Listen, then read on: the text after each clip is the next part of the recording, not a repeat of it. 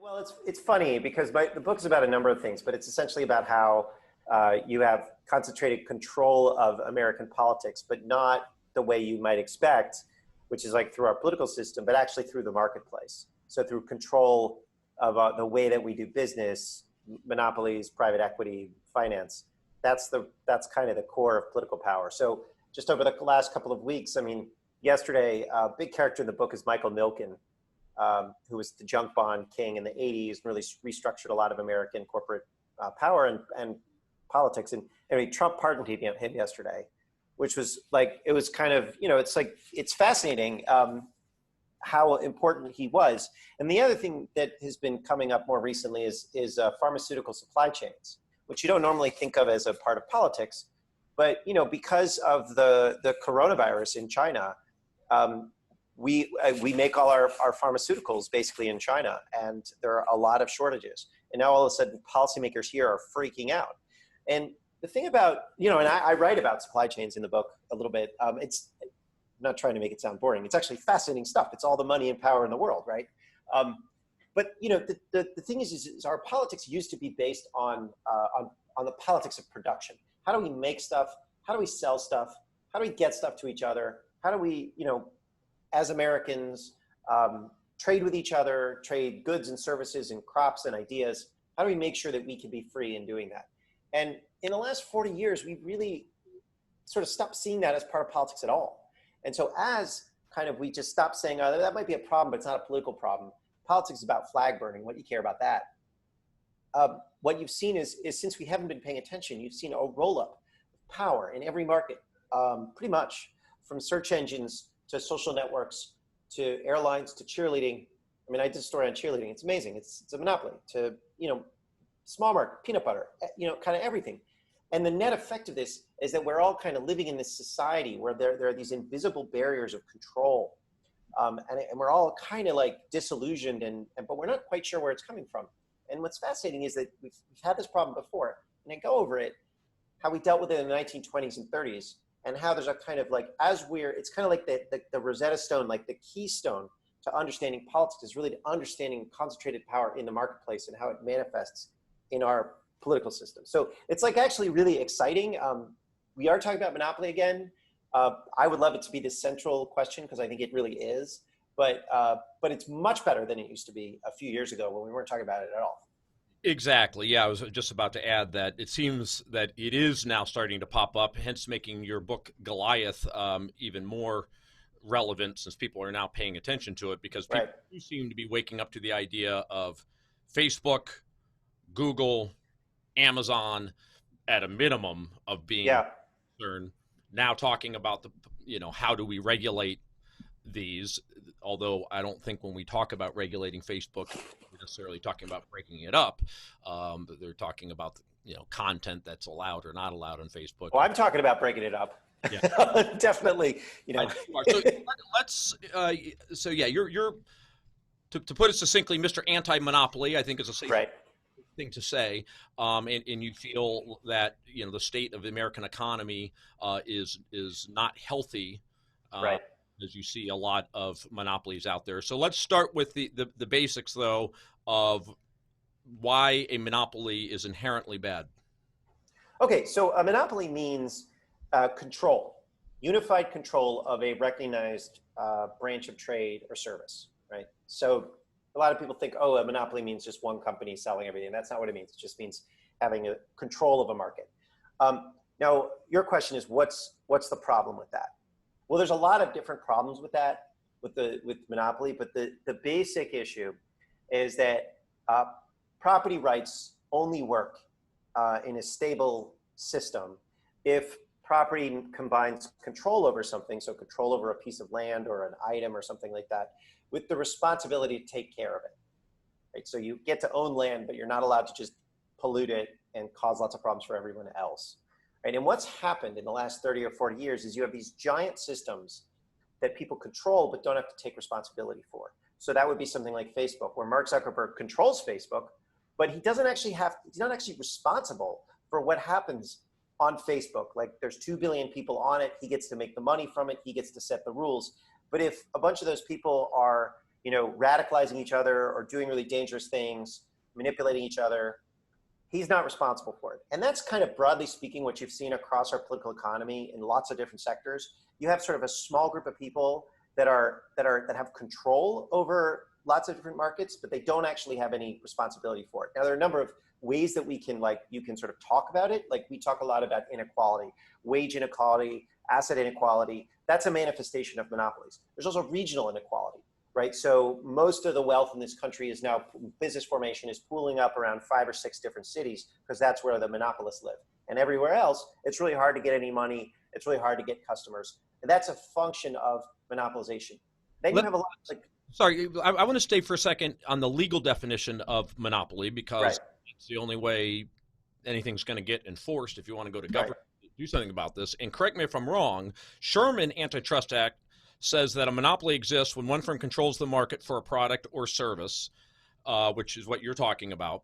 But then importantly, it says, and it has obtained that market power, not because its product or service is superior to others, but by suppressing competition with anti-competitive conduct.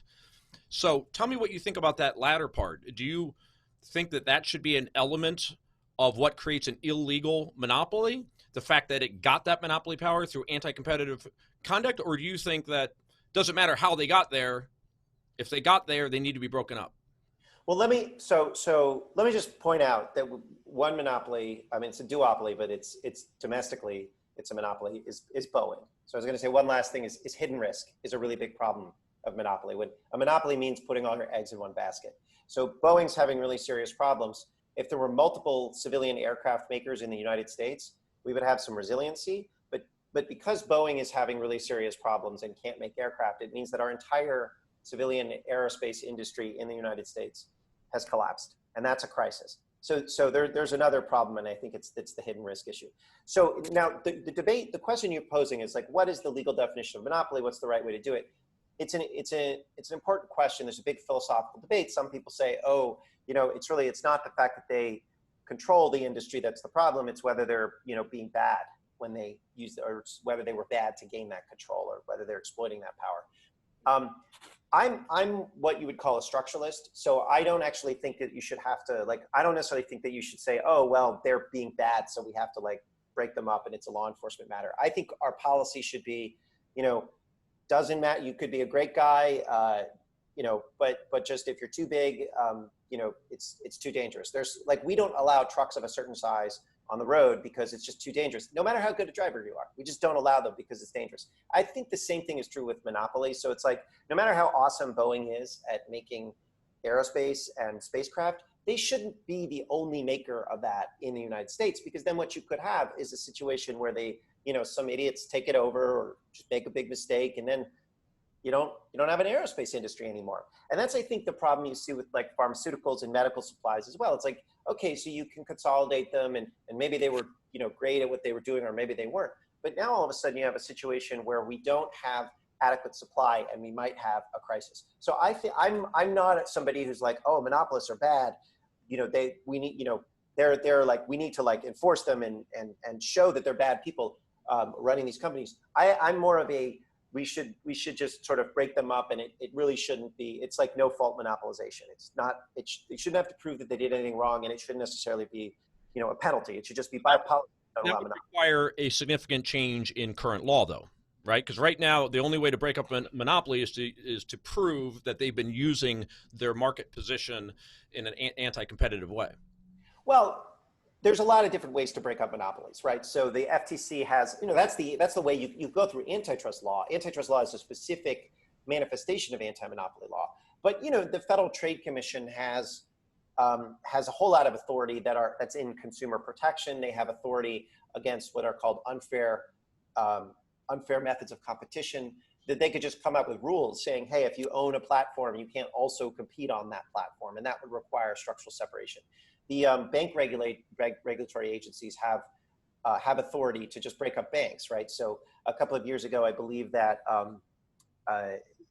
Goldman Sachs and JP Morgan spun off their commodities trading arms because of some new rules from the Federal Reserve. So there's regulatory authority, and then you can use statute, right? Which is to say to actually pass laws and say, hey, we should do this. But don't underplay the amount of discretion that policymakers have, because they have a lot of discretion in what they're trying to do. I mean, even now, even just saying, hey, we're going to investigate Google just to see what they're looking like, right? Google is now talking internally about potentially spinning off part of their advertising platform, which is a company called DoubleClick that they bought about a little over 10 years ago. So it's not like you don't necessarily have to go through a long, drawn out antitrust case to split them up. You can do it in lots of different ways. And I would like different laws. I would like, stronger rules and everything, but it's like, we have a crisis, and there's a lot we can do now. So let's tick through some of the hot button companies in your view. Let's just go through maybe the top Sure. 3 or 4 that you think Americans should be most concerned about, starting with number 1.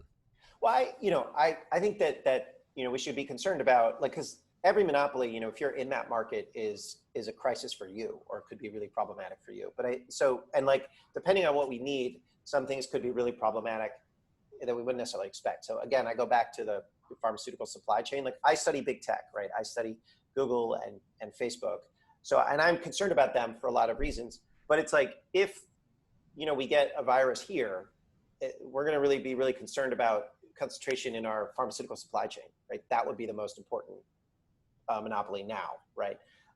But who knows if that'll happen? It's just so just in terms of priorities. I'll say that the biggest problem, I think, legal problem, are Google, Facebook, and Amazon, because those are the companies that are the pace setters for the rest of the economy. Everyone is trying to imitate them. Everybody wants to be a platform. Everybody wants to build on top of a platform that they own and control.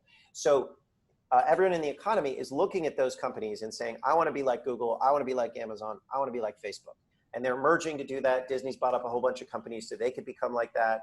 CVS bought up a whole bunch of companies so they could become a platform. Everybody's trying to become a platform. So those are the most important companies. They're also the most important companies because they control the flow of ideas in America, the flow of information, the flow of books, the flow of news. They all go through Google, Facebook, and or Amazon. So, right now, 2,000 of America's 3,000 counties don't have a daily newspaper anymore. And that's because Facebook and Google, increasingly Amazon, have redirected the flow of advertising money to themselves. And that's a crisis that these companies have created. That's not the law. That's just like the specific market that they've organized. And they're also just kind of undermining our ability as citizens to think for ourselves. And they're doing it globally. So that's why they're a particular crisis. So I would focus on them. Okay, let's stay on that flow of information subject, because I think that's probably something my listeners are most interested in. People are very concerned about the regulation of speech happening on YouTube and on Facebook and so on. Sure. And you got a couple issues. One is to what extent them being in such a dominant position affects that. The other is just how we look at them, because from my standpoint, I'd like to look at them as simply a platform where people can express their views. And Facebook is not saying that we support this view or that we've vetted what this person is saying. Same with YouTube. So if, for instance, someone defames someone on YouTube or Facebook, then in my opinion, the way it should be is that that person can be sued for defamation, but I'm not going to hold Facebook responsible for it, because that would put them in an extremely powerful position of regulating all speech on Facebook, or Google regulating all speech on YouTube, which I don't think we want private entities regulating speech like that. So I would like to see them be seen as simply a platform to express your views, and that they have no responsibility for what's actually posted on there. So like you want them treated like a telephone network, basically. So it's like if you have, you and I are talking on the phone and we're saying we're engaged in some sort of criminal conspiracy, the telephone network is not responsible for that criminal conspiracy, right? Like, we are responsible for it because we're the ones talking. Would that be fair? Essentially, yeah. Yeah. I mean, I guess the slight difference there is on YouTube, obviously it's broadcast to multiple people as opposed to a conversation between just two people. But still, yes, I don't want to hold Facebook responsible for things that people post on there. I want to see it as simply a platform. And if somebody posts something on there that is defamatory or incorrect, they'll be called out on it and could be sued for it. Right. So another way to put it, like, let's say that, I do something with an electric implement that's harmful. You're not going to hold the electric company responsible for that, right? Or the company that sold batteries, like they're not responsible for it, right? You're saying there's some sort of distance from, yeah, and I generally agree with that. But what I would say is that the reason that I think it's problematic now has to do with market structure. So I don't have a problem with Google and Facebook being neutral platforms and not holding them accountable for whatever people say on those platforms. But they're not neutral platforms because they are profiting from advertising off of that YouTube video or off of what you say on Facebook. So it's like, I think we should regulate industries based on how they make their money. And so I think Facebook and Google should have to choose between whether they're going to be advertising companies, which is what they are. They make a lot of money from advertising. And then, have certain responsibility for the content that they make money off of, or whether they should be with, platforms like kind of neutral communication networks and be more like the phone company that charges, the users, or the electric company that charges the users directly for the service. So right? If you broke out the advertising and said, okay, we're not going to allow Facebook or YouTube to make money off of advertising, they're going to be left with having to charge the consumer. That's right. I'm going to have That's to right. $10.99 a month for my Facebook account. That's right. And consumers aren't going to be real thrilled about that. They like the fact that Facebook and YouTube are free right now. Well, I mean, look, we've had economies where people buy goods and services for 1,000 years, right? I mean, so it's like, I'm sorry, but when I sit down and it's 8 at night on a Saturday or something, and I say, oh, I'll just check out this one YouTube video, and then it's like an hour later, and I'm like, oh shoot, my whole night is kind of ruined, or that's because I'm being manipulated and controlled by YouTube. If I paid, and that's because the way that YouTube makes money is they addict me, and then they sell my attention to advertisers. So I'm paying by being addicted and manipulated and controlled. And I think people don't like to pay for things, but they also don't like to be addicted and manipulated and controlled. So if I were paying directly for the social media services or for the video that I was getting, then I wouldn't, then I could decide. I would make a deliberate decision. Yes, I want to pay to do this, instead of having, paying with my time and paying by being addicted and manipulated and controlled. So I think that's a healthier, more fair way of doing things. Well, and what we are seeing a lot of companies do is say that, oh, if you become a member, then you don't have to, you have no advertising. Yeah. Well, let me give you an alternative, right? I'll give you, so in 2005 or 6, before Google and Facebook dominated, you had an open web, right? You had lots of different websites, and you didn't have this problem of addiction and control and manipulation because it wasn't centralized. We have a situation like that today. It's called podcasting, right? Podcasting, you have a relationship with your listeners. You also have, there are advertisers that if you build enough of an audience, they will advertise on you, or you could ask for subscriptions. You put your podcast up on using a public standard called RSS. There's a lot of different ways to distribute your podcast. So it's not vertically integrated. They don't integrate necessarily the advertising with the podcast production and distribution. And there isn't market power at any layer of that supply chain. And so we don't have to deal with the censorship problem, because you're somebody who has control over your voice, and your audience has control over what they listen to. Well, the problem with Google and Facebook is they've become these middlemen, where they are dominant gatekeepers over speech through their communication networks that they own. And then they vertically integrate, it's called vertical integration, into advertising. So they control the financing of everyone online. And then we get into these weird arguments about censorship, because they're like, oh, now they're these gatekeepers and they control all the advertising. Let's figure out how to best censor. Should they censor this way, or should they censor that way, or should they not censor at all? And the whole point here of thinking about monopoly power is to say, in fact, the problem isn't the fact that they are censoring or not. The problem is that they are these dominant gatekeepers in the first place. So we shouldn't have to choose between private censors and public censors. We shouldn't have censorship at all. And we have another model. It worked in the mid-2000s when they weren't controlling the web, and it works today in podcasting. So we do know how to actually do this, and it is about market structure. But we probably will have vertical integration in podcasting soon. Everything seems to head in that direction. So a new industry. But it's not natural, though. So this is a result of policy choices. So this is in Goliath. What I talk about in Goliath is about how we used to regulate media very aggressively through the Federal Communications Commission, the Federal Trade Commission, the Department of Justice Antitrust Division, and a whole series of regulatory agencies where we said, we are going to prevent concentration of power, and we're going to have a diversity of media sources, all the way going back to the post office in the 1790s. And we stopped doing that in the 80s because of these really radical philosophical change where we said, no, monopoly power is not a big deal, right? And as a result, we have, when the internet emerged and Microsoft tried to monopolize it, and the last gasp of the old order was the Microsoft case.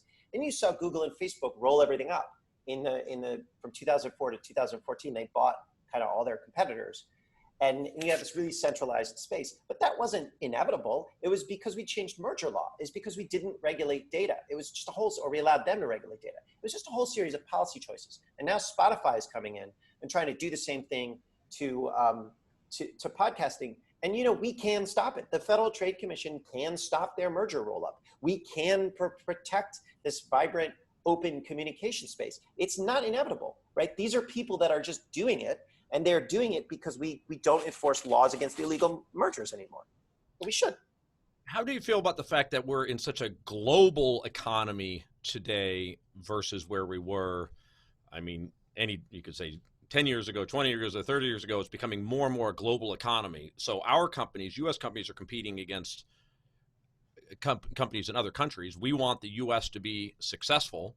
So by hamstringing our own companies through some of the things that you're proposing, don't we make them less competitive on the global scale?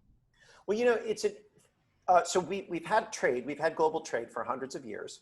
And we had this debate during the election of 1912, in fact. So Teddy Roosevelt believed that we needed what were called national champions, right? Monopolies of our own to compete against monopolies abroad. And we're having this debate again. So just one thing is, it's not new. This is not, our globalization policies from 1995 onward have been different than they used to be, but we had a lot of global trade before 1995. Yeah, but it is, you have to say it is larger. I mean, the access to foreign markets are at their highest ever, wouldn't you say? Well, they're actually, just before World War I, they were about as high as they are today. So the global integration was, there's sort of a lot of the same arguments actually saying, economic integration brings peace. That was a pre-World War I notion. And oops, it didn't. So not quite, but there are some differences. I don't think we've ever seen a kind of a global company like Google or Facebook before. But generally speaking, American we've always been competitive in global markets because we have prioritized quality production and management, not because we've protected our market power. In fact, in the 1970s, when they had the same argument, you were like, how dare you go after IBM and AT&T? These are these national champions that we need to protect our electronics and computer industry. And meanwhile, Japan, with MIDI, is supporting their computer industry. Well, we brought antitrust cases against IBM. We brought antitrust cases against AT&T. And the consequence of both was the explosion of Intel and Microsoft and Silicon Valley. And the Japanese sort of collapsed in terms of their computing industry. So by liberating the energies of the people, which we do here, we create more competitiveness. And we have, since the 1990s, concentrated power. So the number of public companies has dropped in half since the mid-1990s, and our population is bigger. Our companies are 3 times larger than they used to be and older. So there's a lot more dominant market power in that time period. At the same time, productivity has basically not grown, and we have lost market share in terms of our global competitive position. So if it were true that national champions actually improved American competitiveness, we would not have slipped so far as we have since the 1990s. And I'll just finish by saying this has always been true. In 1901, J.P. Morgan rolled up about 180 different iron and steel companies in our first billion-dollar company. It was U.S. Steel. And from the moment the document was signed, forming U.S. Steel lost share globally in every single major category of steel products because it was simply too big and badly managed. So we have by far the largest economy in the world. We have the most thriving economy at this particular moment, I believe, roughly speaking. So it makes it a tough argument to say that we need to change things at this point. So what is it that you fear right now if we don't change things when it comes to these Well, huge I monopolies? mean, I think there's a sort of like, you know, I think you don't, I wouldn't confuse GDP growth with having a stable and successful and prosperous economy. Um, as I mentioned before, uh, Boeing is in crisis, and that is a serious problem for us because Boeing is our number one exporter, right? You want to see a national champion collapsing. That's a good example of one.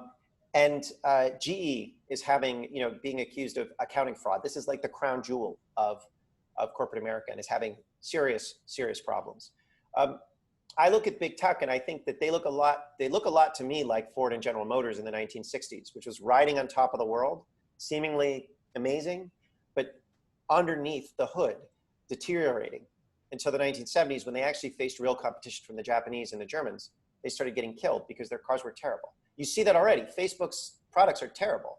And like TikTok came in and like ate up share because Facebook's not innovating. They're innovating around tax shelters and getting people to click on ads. So you're seeing really serious problem, not to mention that lifespans are declining. So you have, you know, opioids is definitely a monopoly problem there. And you have, as I mentioned before, supply shortages of key products like medicine. 80% of our chemical APIs for pharmaceuticals is made in China, um, as well as as well as electronics. If China stays shut for another month or two, we're going to start seeing serious shutdowns of automotive factories, electronics factories, things like that. We are in crisis right now. It's like kind of like we're like Wile E. Coyote and we run off the cliff and we just haven't looked down yet. It's really scary if you peek under the hood, what you'll actually find in the American economy. Okay, I have to ask you to defend. How is it that you're claiming that monopolies in America is causing a reduction in lifespan? I have a particular interest in this because I just wrote a piece for Fox News about the reduction in lifespan and what I believe is the cause of it, which I'll share with you What after. do you think? What do you think the cause is? Well, what we do know is that the lifespan is being reduced due to what they call deaths of despair. That is Right. not in dispute. So it's not that people used to live till 80 and now they're dying more 77. No, it's deaths in the 20s and 30s, suicide, Right. drug overdoses, et cetera, deaths of despair that's bringing down the number. So then the question is, well, why do we have that? We've got, as I said, thriving economy. Things all seem to be doing pretty well. Why the heck do we have all these deaths of despair in America, of all places? And I argue that it is the breakdown of the nuclear family. If you look at the statistics of children being raised in broken homes, it's way higher than it was decades ago. And there's lots of mental traumas, et cetera, that happen in those type of homes, and which leads to mental illness, drug addiction, et cetera, et cetera. So if you watch the charts on that, deaths of despair is going up the same percentage, roughly speaking, as children being raised in broken homes. So can I prove that? No. But does it seem to make a lot of sense to me? Yes. Yeah, no, and I agree with that. I think that's right. And but I also think that there are, like Tucker Carlson does a lot of segments on this. And one of the things that he points out is, when you have, I think he did a story on Paul Singer, hedge fund manager, who went into Nebraska town, basically bought up their main kind of industry, which was a sportswear store, and then merged it with someone else and sort of destroyed the town. Right. And what you find is that, and then that what happens is when you destroy the main livelihood for people in an area, factory or town or whatever, what ends up happening is like people lose their economic livelihood, the families fall apart, the church, the home, the sort of foundation of what is important in America falls apart. And the deaths of despair, where right now we have a very serious alcohol addiction problem. We have an opioid addiction problem. We have a series of addiction problems, all of which are caused in some part by concentration of power in alcohol industry. You've got seen a dramatic roll up of beer and alcohol. You've I'm seen, sorry. Why would that lead to more alcoholism? The well, role.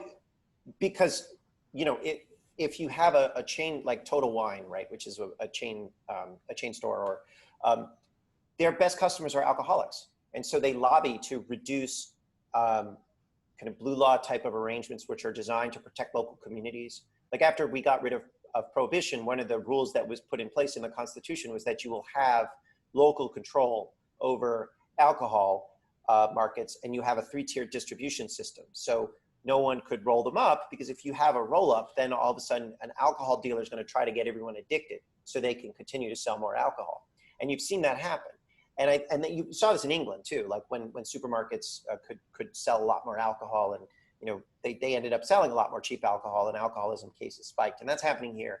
You also saw mergers in tobacco.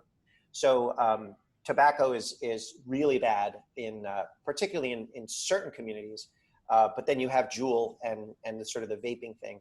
Let's talk about opioids. Opioids, I mean, that's just a patent issue, right? That is both patents, and that is just straight up bribery of doctors and a medical system that was enabled by, the Clinton administration and then the Bush administration.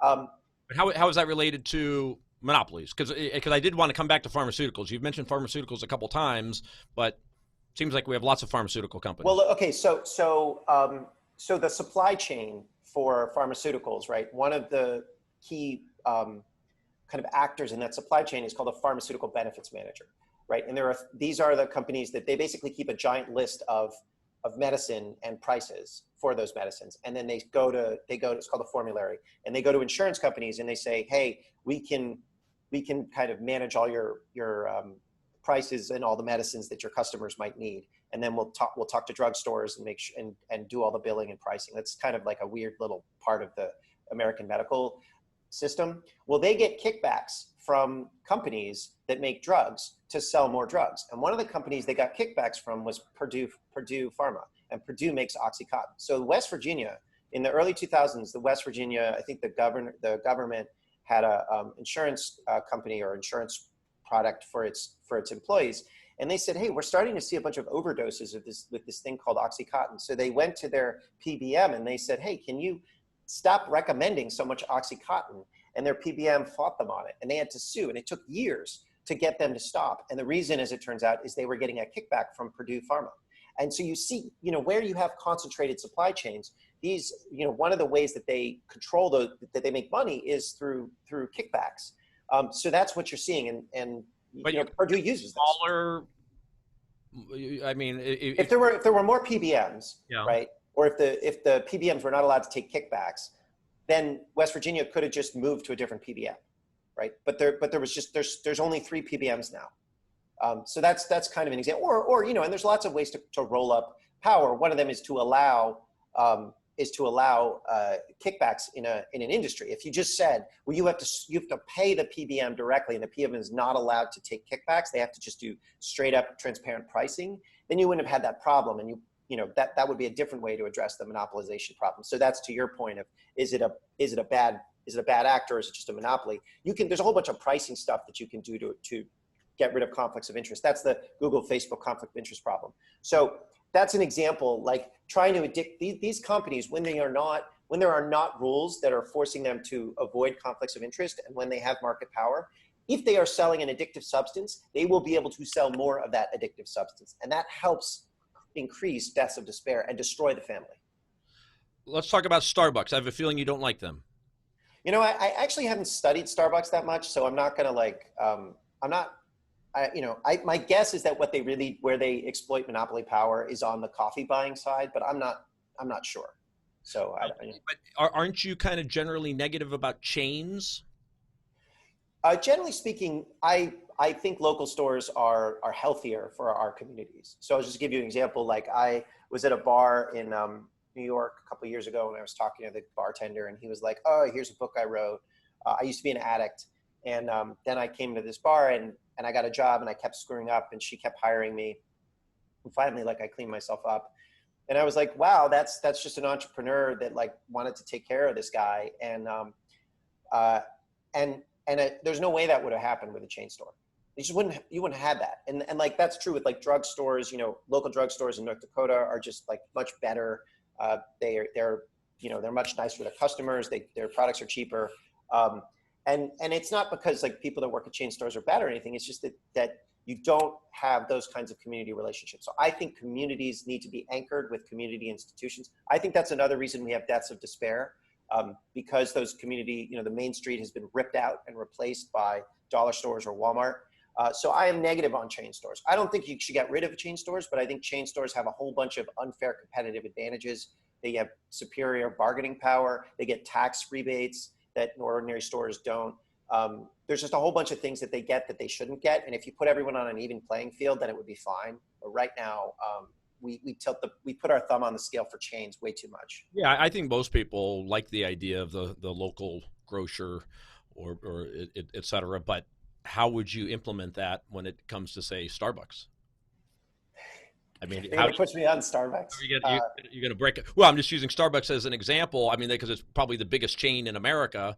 I like the joke that did you hear about the new Starbucks that opened up? Yeah, it opened up in the bathroom of a Starbucks.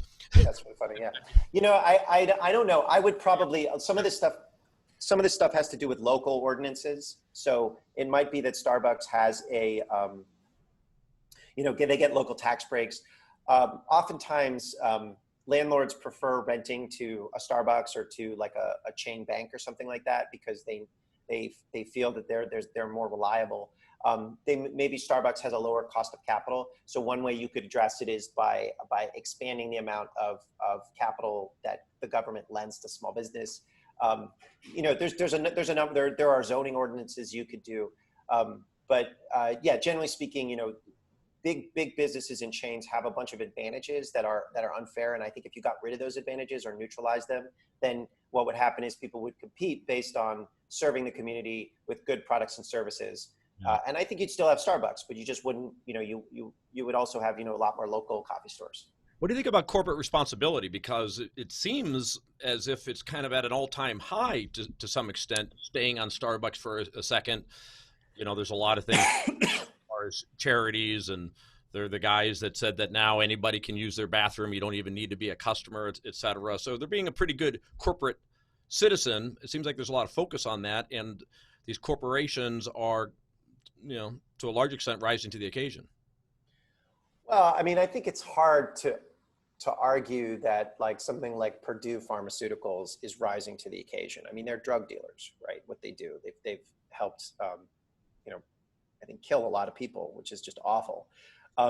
So I think you can, for every example you could have, I could kind of probably bring back a different example. I mean, generally speaking, I just don't think that it should be up to corporations and corporate leaders to run our democracy. I think if we want to take care of ourselves and our communities and our families and our churches, we should do that through our communities and through our public institutions. It just shouldn't be up to them. It's not like, when Jeff Bezos puts $10 billion into climate change, like, I'm sorry, but like, if we want to deal with climate change, we should deal with climate change through our public institutions and have that debate. It shouldn't be up to some guy worth $130 billion to just kind of tell us what we're going to do. That's not okay. Yeah. Well, but you got to appreciate billionaires willing to give their money to good causes. No, I mean, I appreciate, you giving your money to good causes, or me giving money, or like people doing charity. But when a billionaire puts $10 billion into a foundation, tax-free, by the way, so it's subsidized by us, they're not giving money away. They're buying political power. You can see that with Michael Bloomberg, all of his donations, right? Because I'm a Democrat, right? But he's buying up all of the Democrats right now, or as many as he can, many of the nonprofits and civil society groups, just with money. And that was charity, right? But he was really buying power. And I mean, he'll do the same on the Republican side. I think, if he does end up winning the nominations, it'll be amazing how many Republicans all of a sudden decide that Mike Bloomberg is really what we need. That's just money talking. And it's tax-free money too. That's the other thing, is it's subsidized by our tax money. Now, if you or I were to give some money away, like, to whoever, it's like, it's not going to be, we're not really buying power. We don't have enough money to buy power. So in a lot of ways, it's just a scale issue, right? So that's kind of the way that I would look at it. Mm-hmm. Yeah. Well, I always say I don't begrudge, on the subject of income inequality, which is sort of where that's going to, is that for me, the focus should be on how are the poor of the country doing. If you have income inequality because you're measuring all these billionaires, well, I don't begrudge a billionaire as long as you got it ethically. but I don't begrudge somebody being uber successful. I think part of the reason why we have some uber successful people in America is the fact that, you know, they're making money not just from America, but from exporting whatever it is, whether it be Amazon or others. But my focus is on how the poor is doing. It sounds like you don't necessarily agree with that, that you think income inequality is inherently bad, irrespective of how well the poor is doing. Well, I think when I look at somebody who's poor, I don't see somebody who you know, that's like I don't see a sad situation. I see somebody who isn't free, right? I don't think we should get rid of all inequality. I think inequality is generally a bad thing, extreme inequality, but like a little bit of inequality is fine, right? And are we at extreme inequality right now? Are what? Yes, absolutely. And is that because we have such wealthy people as opposed to such poor people? Because I think the state of the poor, broadly speaking, I know it's not politically correct to say this, but are doing pretty well, certainly relative to the rest of the world. Certainly their buying power, we're going to get to Walmart if we have time in a second, but I mean, you know, poor in America is car in the driveway, plasma television set inside, air conditioning, heat, etc., electricity. Poor in other countries is a shack with no plumbing, no air conditioning, etc. So the poor in America are actually, relative to the rest of the world, far better off. Our poverty line is far higher than any other country. Well, look, I mean, okay, so I think about like, so Bill Gates is worth $100 billion or so, right? He's a really good businessman. But he's not worth $100 billion because he's a really good businessman. He's worth $100 billion because in the early 1980s, he figured out a way to put up a toll booth on top of a personal computer. And every single personal computer, he took a toll because he was able to establish market power through Microsoft Windows. And then later he was able to destroy all of his competition and put Microsoft Office, destroy WordPerfect and Lotus and all the rest of them. And so instead of being worth 50 million, $100 million, he's worth $100 billion. But that's not a function of him producing a lot of great stuff. It's a function of him erecting a toll booth in a vital part of the economy. I'm not saying that we need to like redistribute money from Bill Gates to the poor. What I'm saying is toll booths are bad because we all have to pay those tolls. And being poor in this country just means that you have to pay a lot more tolls than everyone else. And it sucks. It's, you know, it's super bureaucratic. It's unbelievably annoying. It would be like going to the DMV like every day, 15 times a day. That's what it's like to be poor in this country. And it just sucks. And those tolls exist because we've allowed people like Bill Gates to erect them in every single part of the economy. So the reason I believe that we should address monopoly is because a monopoly is a private government and an unaccountable private government. And like unaccountable governments anywhere, private monopolies are a pain in the ass and they take away our freedom and our liberty. And they are doing it badly to the poor. But don't mistake it. You know, we are all in a situation where if we allow these guys to erect more and more toll booths, we will all be exactly like that. So don't let them steal our liberty. And that's why I think we have to address this really quickly. Because I'll tell you one other thing. It's not like, you know, OxyContin is just hitting the poor, right? That's just taking a swath through the American middle and upper class as well, right? I mean, this is dangerous stuff, right? This is about power over you and me. Let's talk about Walmart now. I assume Sure. you don't like Walmart.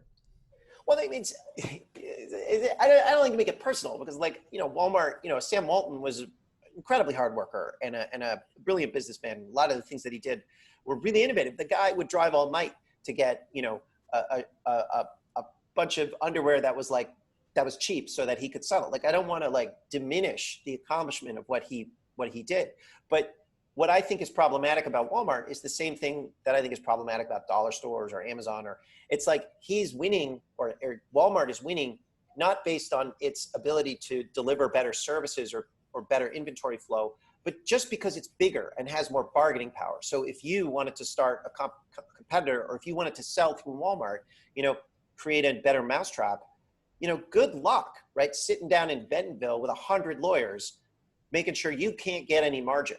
Right? Versus like, you know, a lot of products are tested in bodegas in New York because bodegas, it's just like a random guy that owns it. And you can go to him and be like, hey, I made this widget. Can you put it on your shelf and see if it sells? And he's like, yeah, sure. And then if it sells, then it expands. You can't do that in Walmart now. You can't do that. People seem to love Walmart because it's got everything they need at a cheap price.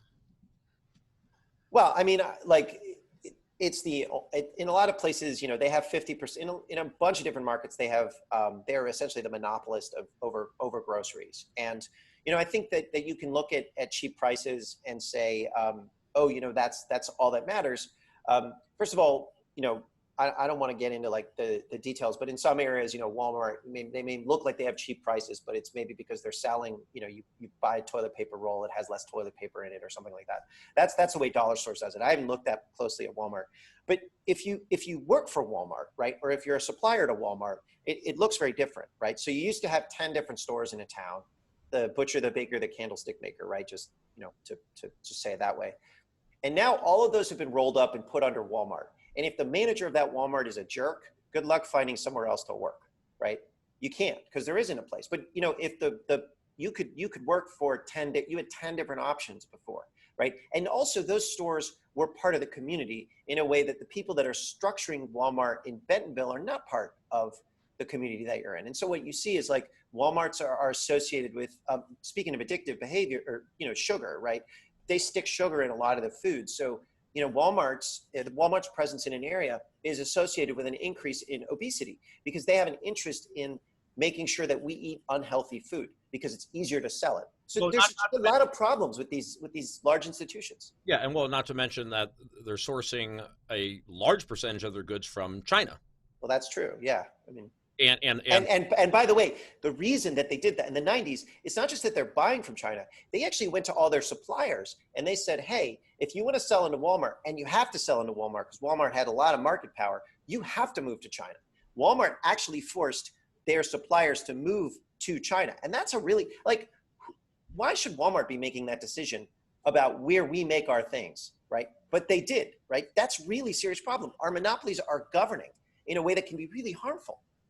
Yeah, so that's the great point that you make in the book, I think, is people aren't realizing the impact that this is having. So let me just kind of wrap up with two big U.S. political issues and how, in your view, monopolies has either caused it or affected it. So let's start with the debt. Huge, whatever we're at, $23 trillion debt. It's shocking to me that none of the candidates on either side are really talking about it, but I think chickens are going to come home to roost on this eventually. But how do you relate your concerns about monopolies with U.S. debt? Well, I'm not sure there's a direct link because I do go into finance in my book. So that's more like an issue of the Federal Reserve and fiscal policy, and they're just kind of philosophical choices about who creates money in society. So I think that's like one of the driving forces behind a lot of the concentration is the concentration of power on Wall Street in large banks and hedge funds and private equity groups. They want to establish market power so that, that was what they were trying to do with something like WeWork or Uber. They're trying to establish market power in taxi cabs or in rental properties so that they can create more like stocks and bonds that they can sell or control and manipulate. That's like what we've seen, this rise in power on Wall Street. And people on Wall Street have specific ideas about how the government should structure our monetary system. And generally speaking, I think that I don't think that a huge national debt is necessarily that big a problem, although it can become a problem in certain contexts, but it very much depends. But I see the general problem as who governs. Is it a private government on Wall Street through monopolies, or is it a public government in our state capitals, in our cities, municipal governments, and in our federal government? So that's kind of how I look at it. So some people would call the debt a ticking time bomb. It sounds like you would say monopolies are a ticking time bomb. Well, let me frame it. So a lot of the debt problem is actually Medicare, right? So Medicare, we have huge unfunded liabilities with Medicare. And the reason that Medicare is so expensive, medical costs are about twice as high in the US as they are anywhere else in the world. That is purely a monopoly problem. That is purely pricing. So it's that hospitals have merged and we are all price takers. And so everything from knee surgeries to, an aspirin in a hospital costs way too much, much more than it is all over the world. And so that's actually driving this idea that we have to have medical costs rising at 4 or 5% a year, twice the cost of inflation. That's what's really driving a lot of the problem with our debt. And you also see it with the military, right? We pay way too much for weapon systems because, Clinton consolidated our prime defense contractors from about 100 to 5. in the 1990s. And so guess what? When you have only one option for a fighter jet, you have to pay the price that they tell you. And that's the situation that we're in. So a lot of the sort of fiscal problems that we have are actually related to the concentration of power in the private sector. And to be clear, you're a free market advocate. You just want essentially more rules to the game.